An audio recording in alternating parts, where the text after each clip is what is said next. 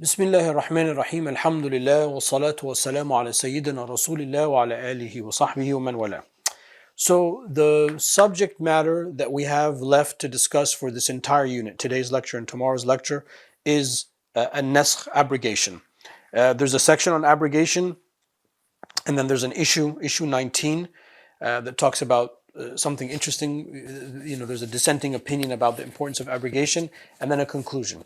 So, inshallah, I'm going to just basically cut the thing in half, and I'm going to do half of the discussion today and half of the discussion tomorrow. Today's lecture, we are going to introduce the definition of abrogation, and then we are going to talk about abrogation in the Quran, abrogation in the Sunnah, the Quran abrogating the Sunnah abrogating the Quran. So when I talk about the Quran, I mean the Quran abrogating the Quran. When I talk about the Sunnah abrogating the Sunnah, and then the Quran abrogating the Sunnah abrogating the Quran. In the dominant opinion, there's going to be yes to all of those categories, but I have to also, in this case, say there are a lot of dissenting opinions because of some of the great implications that can have. So that's kind of like the first half of the discussion. The second half of the discussion, we're going to get into other types of abrogation through how we understand statements. So, just look at my notes here. The mafhum al-muwafaqa, the fahw al-khitab, those things that we talked about in the previous unit. We're going to talk a little bit about that and how some of those things can play a role in abrogation. And then we'll also talk about abrogation through qiyas, through analogy, which obviously will be problematic. And then there's not many examples when it comes to the latter stuff. There are some examples. There are definitely examples of abrogation in the Quran and the Sunnah and things like that. But the abrogation through the different type of meanings, it's just one of those things that we're going to discuss. Not necessarily there's maybe one or two examples on that. And then we will look lastly at the abrogation through opposite meanings, mafhum al-mukhalafa, and what happens if something like that takes place. So this will take us, like I said, to about midway into the discussion of the abrogation. And then in tomorrow's lecture, the final lecture of this unit, that's inshallah when we'll do the concluding stuff. Okay, so those are the main topics, and I'll see you back for the next clip, inshallah. All right, so we'll begin the way we normally begin these classes, which is to turn to the text itself. And we say, Bismillah ar-Rahman ar-Rahim. قال المصنف رحمه الله ونفعنا بعلومه في الدارين آمين. So Shaykh al-Islam Zakaria al-Ansari, he says, may Allah Ta'ala have mercy on him, and may we benefit from his knowledge in this world and in the next. النسخ النسخ رفع حكم شرعي بدليل شرعي. Abrogation is to replace one Sharia ruling with another via a Sharia proof. As simple as that sounds, that's very important because there is no abrogation in stories, there is no abrogation in history, there is only abrogation in rulings. And that's something that a lot of people get mixed up. When you get into the details of nasakh and you read some of the studies about nasakh, you will see that this is one of those topics that's like an accordion topic where in its most widest expression, people will argue like everything is a nasakh. But then when you analyze it, well, it's not, because first of all, there's no nasakh in stories. When Allah Ta'ala tells us about something in the past or then something happens in the future, that's not nasakh. It's a story. Or there can be a specification of something, a takhsis, like we talked about. Takhsis is not nasakh. It's just to take something that's narrow, something that's wide, to make it narrow. Here he's saying abrogation is to replace, rafa, to remove one ruling and replace it with another ruling. That's why I translated it as replace. It's to replace one ruling with another ruling via a Sharia proof. Okay, so it's very important that you come back to that discussion, to that definition, because as I said, many people will get mixed up in the conversation of nasakh, and they'll start to assume things are nasakh when in fact they are not.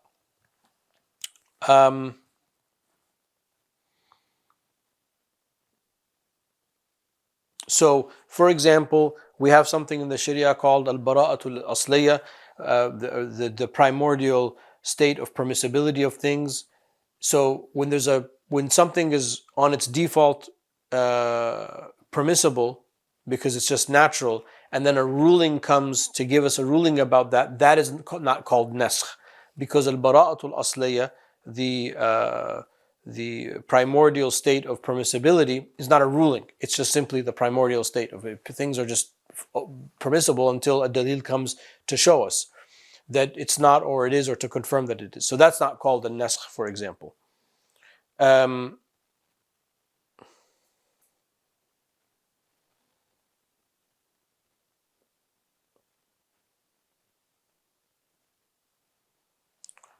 So rational proofs, okay, are not going to be proofs that would render an abrogation. There has to be a sharia proof. And when somebody dies, for example, you don't say that there's nasakh. There's a cessation of taklif in that scenario. So those are some of the things that are excluded from the definition that I think that are important to mention.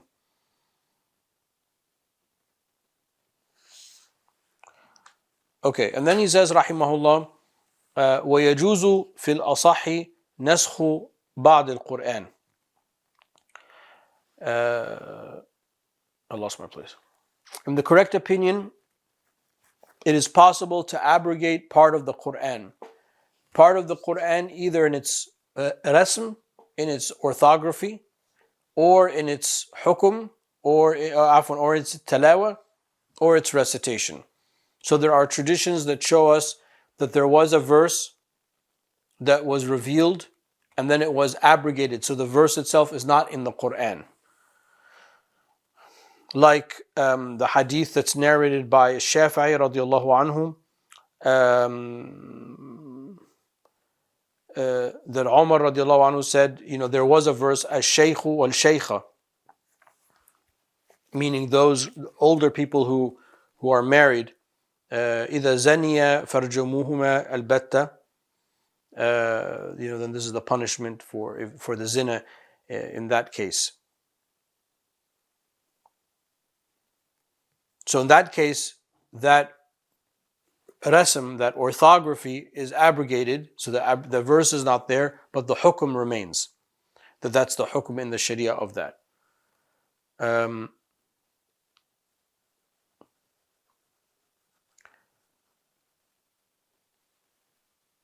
So also have the hadith of Muslim, narrated by Lady Aisha alayhi salam, كان فيما أنزل, in what was revealed, عشر رضعات معلومات, 10 sucklings render the nasab of the mother and the child. So that obviously that's not a verse in the Quran, but that was abrogated with another ruling that it is 5 sucklings. So those are examples of how when he says part of the Quran, he's talking about the rasm of the Quran, the orthography of the Quran. We've talked about that, and then the tilawa. There's the rasm of the Quran, meaning what we recite, and then the hukm, the ruling. I misspoke earlier. So when he says part of the Quran, he's talking about what it was revealed, the actual verse. That's one thing, and then the ruling. So sometimes the verse itself is lifted from the Quran, it's abrogated, but the ruling remains. Sometimes both of them are lifted. And then the final combination is sometimes both of them are in the Quran. And that's the issue in which there is controversy we'll talk about tomorrow. But for the example, the standard example is the verse 240 in Al-Baqarah, والذين يتوفون منكم ويذرون أزواجا وصية إلى أزواجهم إلى الحول غير إخراج. That when you die, a man is going to die, the woman can't leave the house for a day, which was abrogated by Baqarah 234, an ayah that takes place before that. والذين يتوفون منكم ويذرون أزواجا يتربصن بأنفسهن 3 أشهر وعشرة 4 أشهر وعشرة. The woman, the waiting period of the widow is 4 months and 10 days. So the standard reading of that is that the second verse abrogated the first verse. So what is the waiting period, the iddah of a woman whose husband has died, a widowed? The 4 months and 10 days. So this is an example in which both verses are revealed. We recite them, the tilawa, the rasm is there, and one removes the ruling of another. Why that's the case, he'll mention shortly. وَالْفِعْلُ قَبْلَ التَّمَكُّنِ. It's also possible in the correct opinion, to abrogate an action before being able to do it. So, the example that he gives, I have a problem with this example, I'll tell you why, but the example that he gives is when Allah Ta'ala commands Ibrahim alayhi salam to slaughter his son Ismail. Ya bunayya inni ara fil manami anni adbahuk. This is in Surah Al-Safat 102. And then the abrogating verses وَفَدَيْنَهُ بِذِبْحٍ عَظِيمٍ, and then Allah Ta'ala recompensed it with an animal to slaughter. Now, the reason I have a problem with that example, I mean, prima facie we can go with the example, is that in the details of that, فَلَمَّا أَسْلَمَا, Allah Ta'ala says in the Quran, when they both submitted to what was asked of them, then Allah Ta'ala replaced it. In the hadith literature, and off the top of my head, I don't know the strength of the hadith, but I'm assuming that it's medium to good.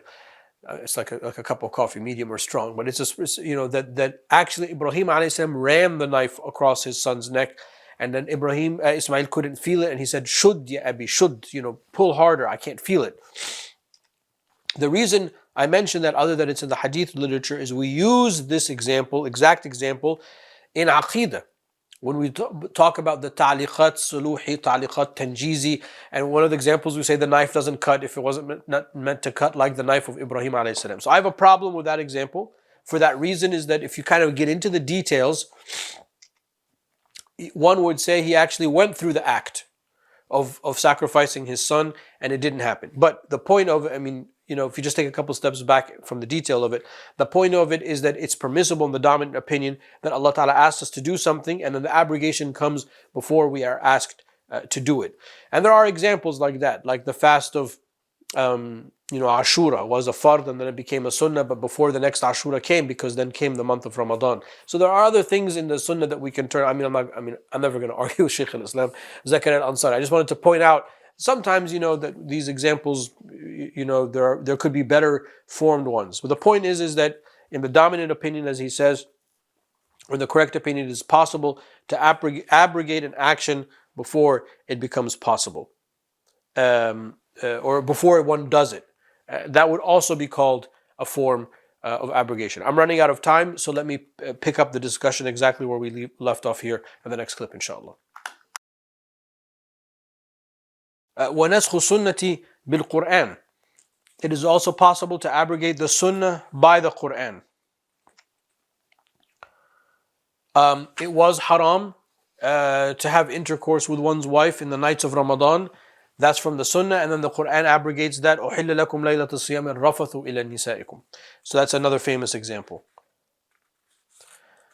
Obviously, all of these points, when he says the dominant opinion, there's a opposing view, there's a dissenting view, but there's just so many points, we're just going to go with the dominant one for example, for right now. So that's an example of the sunnah being abrogated by the Qur'an. كَهَوَ بِهِ, and the Qur'an, gosh, I keep losing my spot. And the Qur'an can abrogate the Qur'an. I just gave you an example of the verses of the iddah, the waiting period of the widow. Now, I have to say, I keep saying I'm going to talk about this in the next lecture, but I'm going to obviously keep addressing it, that this is this is a disputed area, and the dispute in this case is consequential because most of the modern fatwa bodies are adopting the minority opinion. Most of the fatwa bodies today are adopting the minority opinion that there is no naskh in the Qur'an. And then they view these verses as verses that have different contexts. But we'll get to that tomorrow. For right now, let's just go with the standard traditional position is that the Qur'an can abrogate the Qur'an, and then the verses, meaning inside the Qur'an. وَنَسْخُهُ بِهَا. It is also in the dominant opinion possible that the sunnah, to abrogate the sunnah by the Qur'an, and the Qur'an abrogate the sunnah,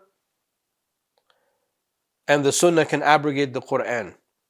وَلَمْ يَقَعْ إِلَّا بِالْمُتَوَاتِرِ فِي الْأَصَحِّ. However, the Qur'an has only been abrogated by diffuse, congruent narrations in the dominant position.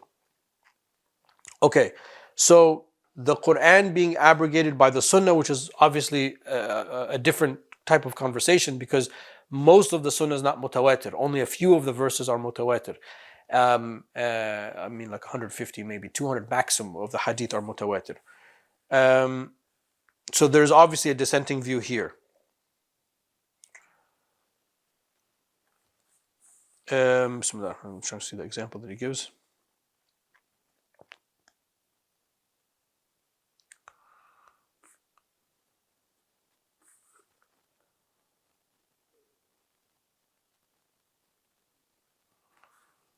Okay, actually doesn't give a good example. But if there was a tradition that was mutawatir, we're saying that all of the verses of the Quran are mutawatir. If it's a mutawatir hadith, like the hadith of like the return of Isa alayhi salam are mutawatir. The hadith of the Mahdi, that there is a Mahdi that's going to come at the end, maybe not the specific narration, but the concept is mutawatir. Many of the, or most of the miracles were mutawatir hadith because they happen in public. So those type of things give us certainty, like the verses of the Quran. So theoretically, it's possible that that can happen.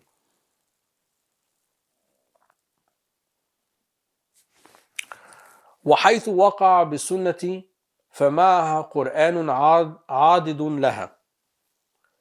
Whenever the Quran was abrogated by the Sunnah, there is a Quran that remains to prove it.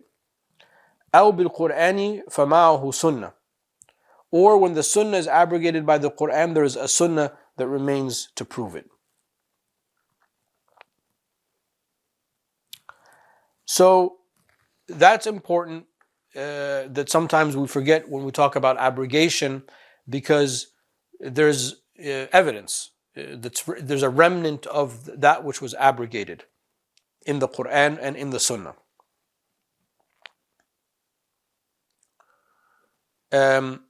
The best example I think of this is that the Sunnah was that we face Jerusalem for the Qibla, and then after the Qibla changed, فَوَلُّوا وَجُوهَكُمْ شَطْرَ الْمَسْجِدِ الْحَرَامِ. So then now face your face the new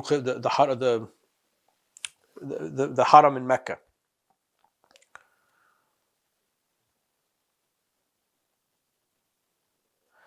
So the original remnants, I mean the hadith of the change of the Qibla that took place on the 15th of Shaban, it's one of the reasons why that date is important, the 15th of Shaban. That story, Masjid al-Qiblatayn, the mosque of the two Qiblas, and then that story that's narrated that took place during Dhuhr prayer or Asr prayer, difference of narration, on the 15th of Shaban in that year. That Sunnah is there. It's adad. It's a remnant that proves the abrogation took place. So that's important. So again, he says, whenever the Quran is abrogated by the Sunnah, there is a Quran that remains to prove it. Right? So then in that case, there is a verse that remains to show you that this is the original ruling.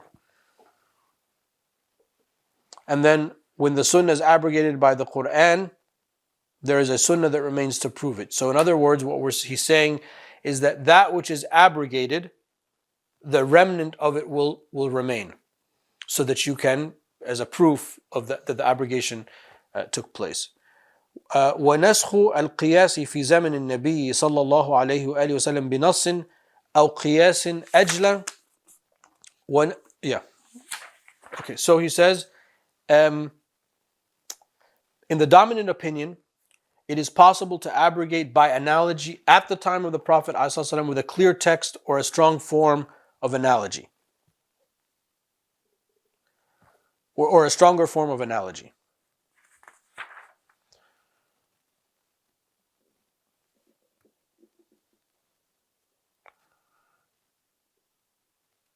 So, like if the Prophet ﷺ said, the example he gives, that in grains, buying and selling in unequal amounts of the same type of grain is haram.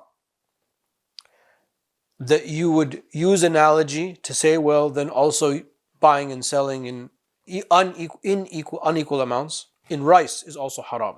Because you're doing qiyas, you're making an analogy of rice and the grains.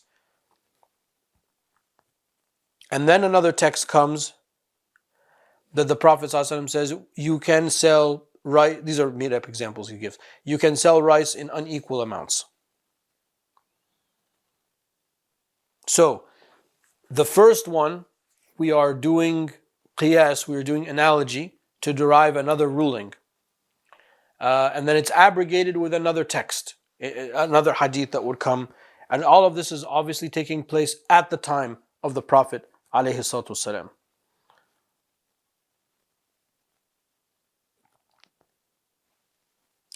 But you can't make a naskh through analogy that is lesser.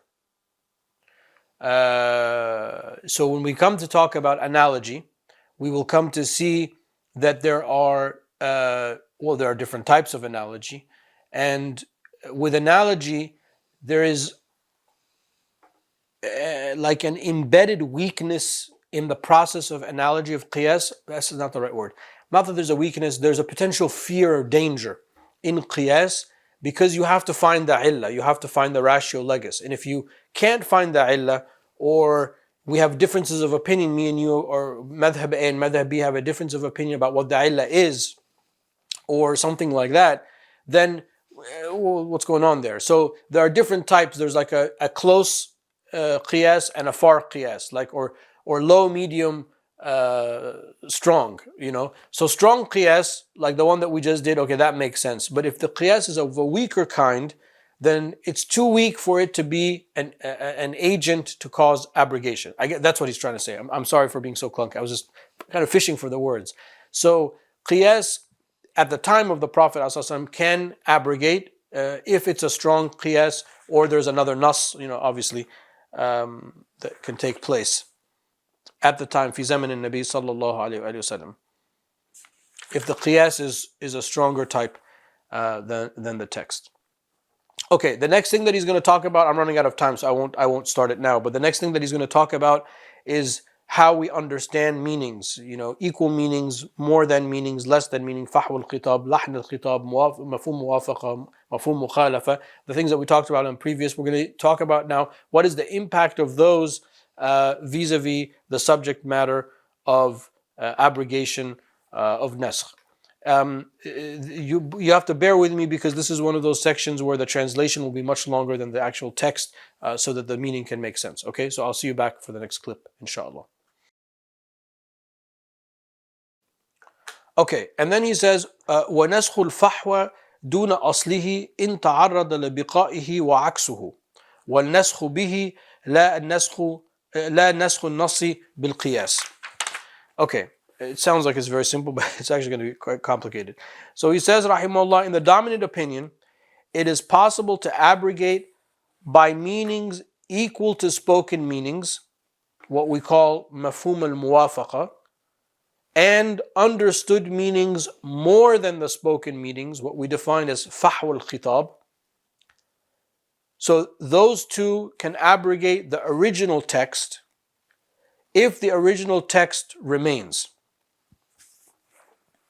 Why? Well, if the original text vanishes, then where are you getting your meaning, either equal to or more than? You're understanding something equal to what is said or more than what is said necessitates that what is said is there. So if what is said is gone, then your understanding is just kind of like in the ether. I'm going to see if there's any examples here worth mentioning.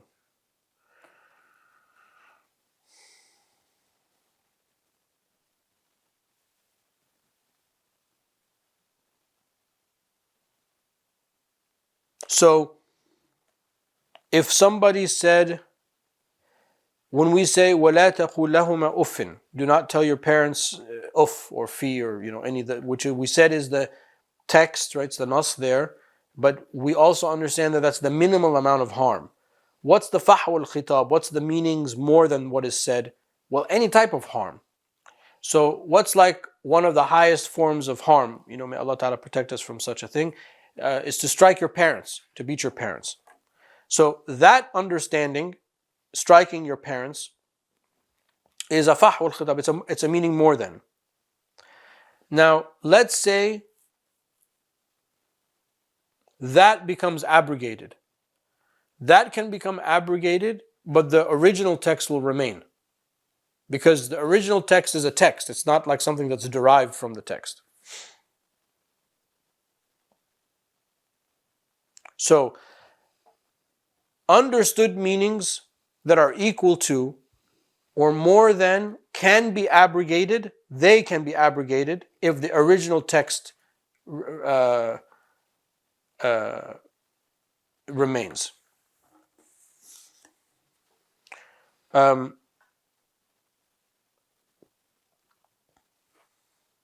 make a note here.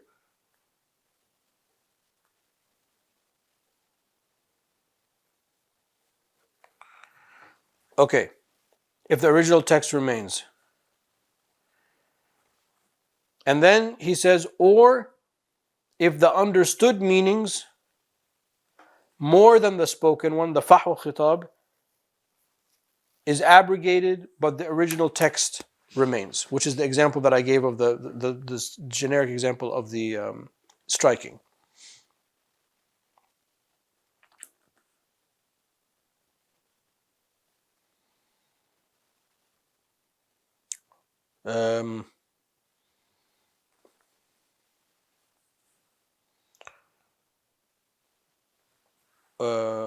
أي أصل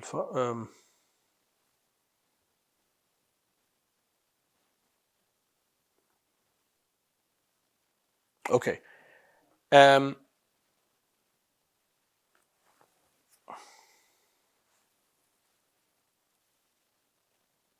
Okay, and then he says, لا نسخ النص بالقياس.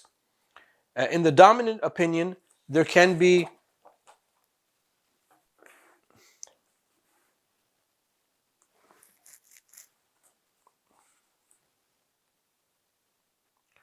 there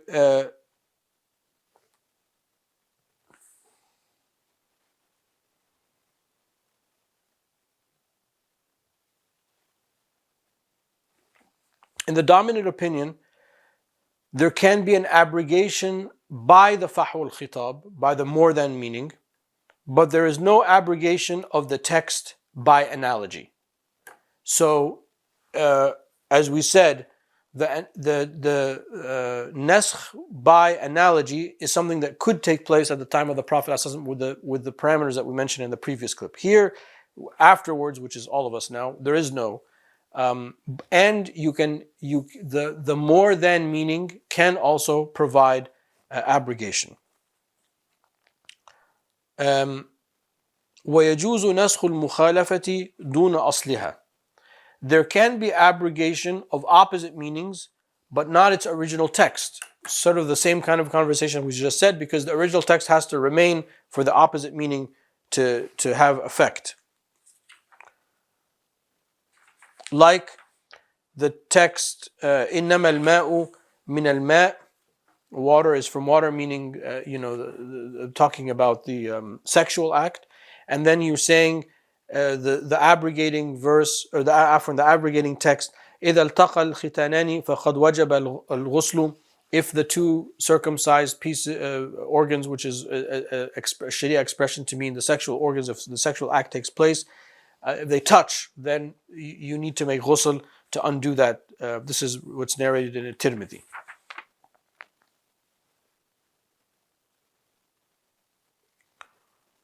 So the first text,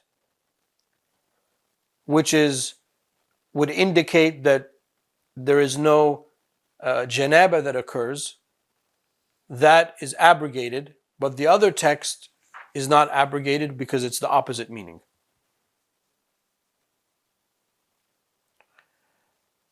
Okay. So let me just go back for a second, because I think it's, at least for me, this is kind of a little bit confusing. So in the dominant opinion, it is possible for understood meanings to spoken meanings, what we call mafhum al-muwafaqa, and understood meanings that are more than the spoken meanings, which is called fahw al-khitab, to be abrogated if the original text remains. Because the extra meaning, the equal to and extra meaning are derived from an original text, for them to be abrogated, there has to remain the original text. So it's like the remnant concept that we said in the Quran and Sunnah, that a remnant remains. A remnant has to remain. And the example to make that clear is that if we were to say the extra meaning of don't be harmful to your parents, an extra meaning is, do not strike your parents. And for some reason that was abrogated. That doesn't abrogate the lesser one, or the lesser one has to remain, because that's a derived meaning from something. And then there's also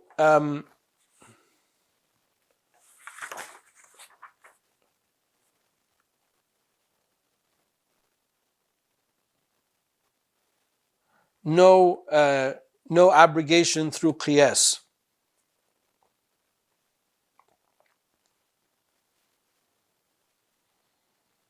Because qiyas or analogy can't be advanced ahead of a text.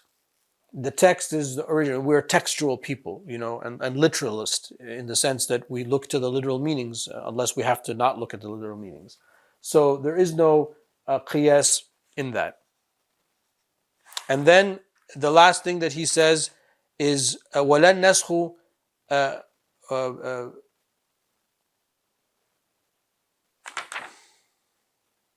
ويجوز نسخ المخالفة دون أصلها ولا عكسه. There is also no abrogation by opposite meanings in the dominant opinion. So the opposite meaning of something can't be that which abrogates, because it would create a problem with the original text. If the original text was gone, then there's no opposite meaning. The opposite meaning relies, it's like two sides of a coin. You have to have the coin. You have to have one side to produce the other side. So the relationship of them is too close for that to be able to be possible.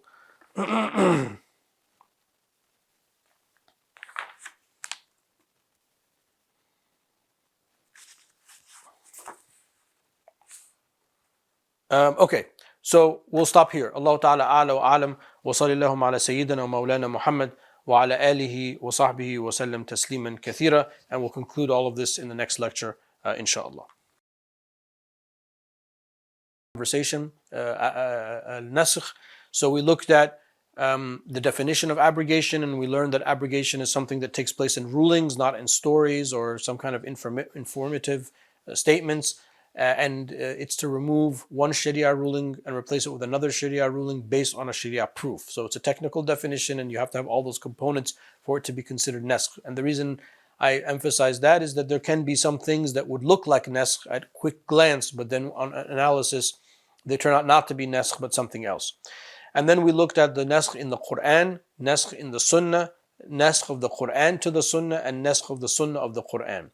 So, the dominant position is that all that can take place, but when it's crossed, when the Quran is doing abrogation of the Sunnah and vice versa, a remnant of that which is abrogated will remain.